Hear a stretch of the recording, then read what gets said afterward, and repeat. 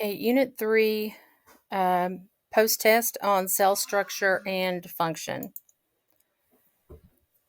Question number 1. What repackages proteins into forms the cells can use, expel, or keep stored? So this is a pretty straightforward question about organelles of the cell. And the answer to this one is the Golgi. So the Golgi is about sorting, repackaging, proteins into vesicles. Centrioles, we'll see when we talk about the cell cycle, are a part of the process of moving chromosomes around during the cell cycle.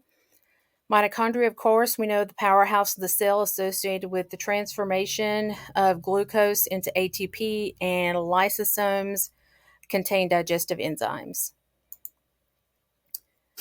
Number 2, in a typical animal cell, which component contains the greatest amount of water?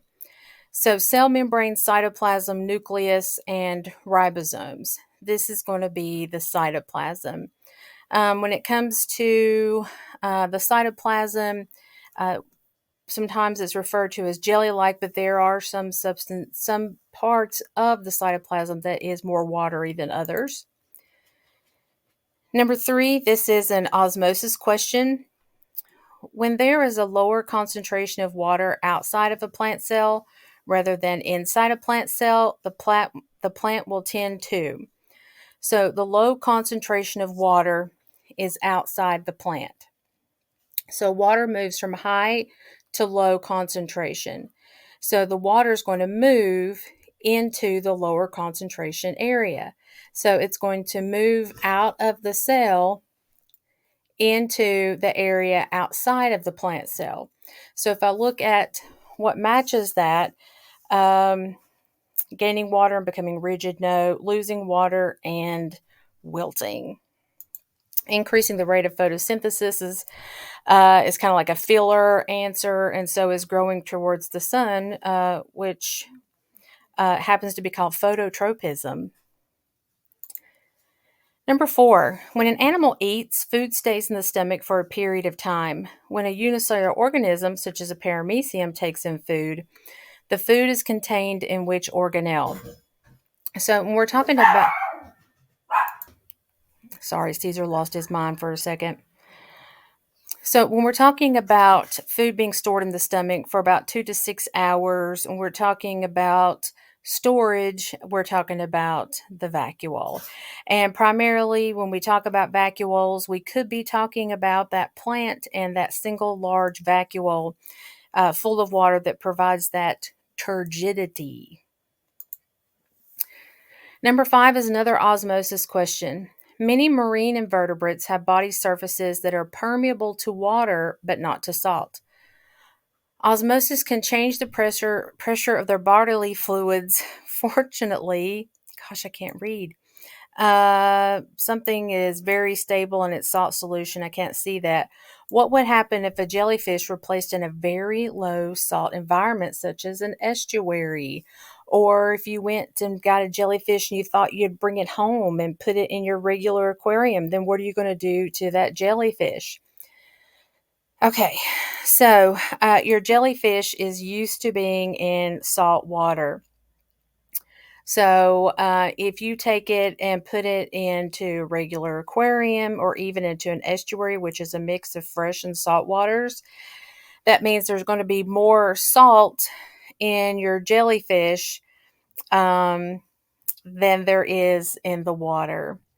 So that means there's less water in your jellyfish compared to the water around it.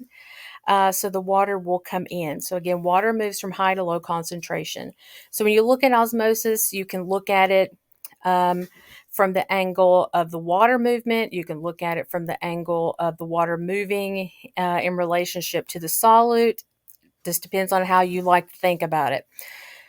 But in this case, the water is going to move into the jellyfish.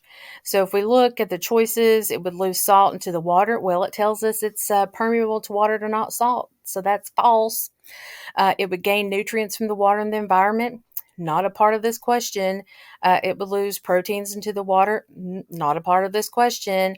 Or it would gain water from the environment. Yeah, it probably would explode too. Number 6, the main reason that eating salty foods makes a person thirsty is that additional fluid is needed to maintain the balance of fluid in the cells, dissolve salt crystals in your mouth. I'm sure that's it.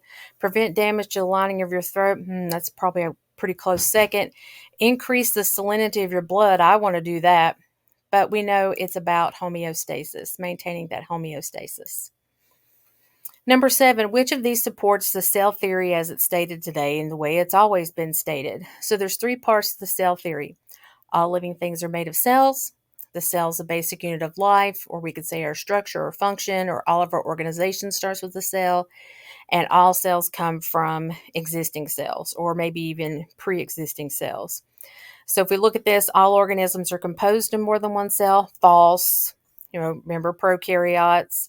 Some eukaryotes even are just one cell. B, cells must contain a nucleus. False. Again, prokaryotes. New cells are produced by division of existing cells. True. And we'll see that with mitosis and meiosis. And not all cells are alive. Well, what are they, zombies? So the answer is C. Which of these is responsible for the rough appearance of the endoplasmic reticulum? Is it the lysosomes that give it the rough appearance, the DNA, the enzymes? No, it's the ribosomes, the places where those proteins are made. Number 9, under a microscope, a series of cells are observed that lack membrane-bound internal organelles. Which of these is most likely that cell type? No membrane-bound organelles. When I say pro, you should say no. So it's the prokaryotic cells. Ooh, and I see the animal cells on here twice. I didn't do it. I didn't put this in here, but I should have read it and fixed it. Duh. Okay, number 10, the main difference between pro and eukaryotic cells is that, so when I say pro, you say no, and then you do. Prokaryotic cells are always much larger. No, can you imagine if bacteria were bigger than you? Eukaryotic cells have a smaller cell nucleus as compared to what? The prokaryotic cell's imaginary nucleus? No, they don't have a nucleus. No nucleus. C, prokaryotic cells do not have a plasma membrane. Well, that's not true because if they didn't, they would just be ooze. And D, eukaryotic cells have a more advanced cellular organization. Well, I guess you could call it that. They do have a nucleus. They do have other organelles. So it is D, as in duh. Number 11, the work of Schwann and Schleiden can be summarized by saying that. So technically on your SOL, you shouldn't really have questions about specific contributions of specific scientists. But here you have Schwann and Schleiden, 2 of the 3 authors of the cell theory. One of them was a botanist, one of them was a general biologist. Maybe we could say he was an animal person, but basically they put their heads together and they said that all plants and animals are made of cells. So the first 2 parts of the cell theory are attributed to them. And viruses aren't made of cells. They're just considered particles. Number 12, sometimes called the brain of the cell. This structure contains the cell's genetic material and controls many of the cell's activities. So what would that be? That would be the nucleus. Organelle, I don't know why anybody would put that in there as an answer choice because they're all organelles. Number 13, which organelle converts the chemical energy stored in food into compounds that are more convenient for the cell to use? So if we're starting out with food, then we're not starting out with chloroplast because plants make food in photosynthesis. If we're starting out with getting food into a place it could be used, then we would have to go with the mitochondrion, which is the singular for mitochondria, the powerhouse of the cell. So the lysosome contains digestive enzymes and may kind of act like the stomach of something that's single cell, like a paramecium or an amoeba. And the ribosome has nothing to do with the energy at all. It makes the protein. Number 14, which of the following is not found in the nucleus? Is cytoplasm found in the nucleus? No.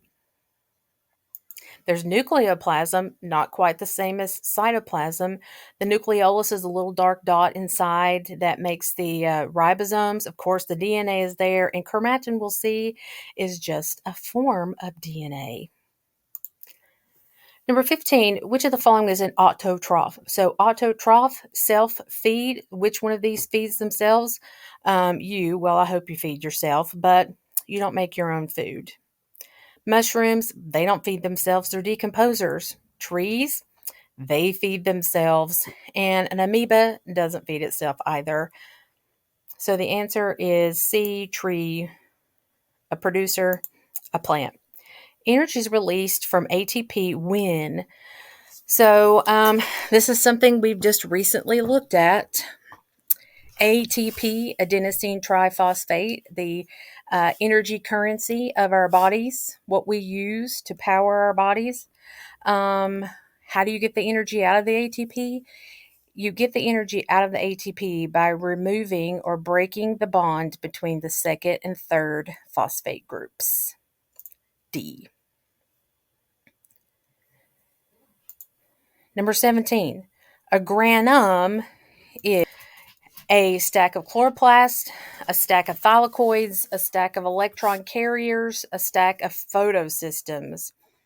Well, I liken a chloroplast to a platter of pancakes, and a thylakoid is one of the green pancakes, and they're arranged in stacks like your granny might make you a stack of thylakoids or green pancakes. If carbon dioxide is removed from a plant's environment, what would you expect to happen to its productions of sugars? So before you even look at your answer choices, carbon dioxide used by plants to do photosynthesis to make sugar. So if I don't have enough carbon dioxide, then I won't have enough to make my sugars and photosynthesis. So looking at this, it says more sugars will be produced. No sugars will be produced after all the carbon dioxide has been used up. Sounds kind of good. The same amount of sugars will be produced. No. Carbon dioxide does not affect the production of sugars in plants. No. So the answer is B. All right, hold on for part 2.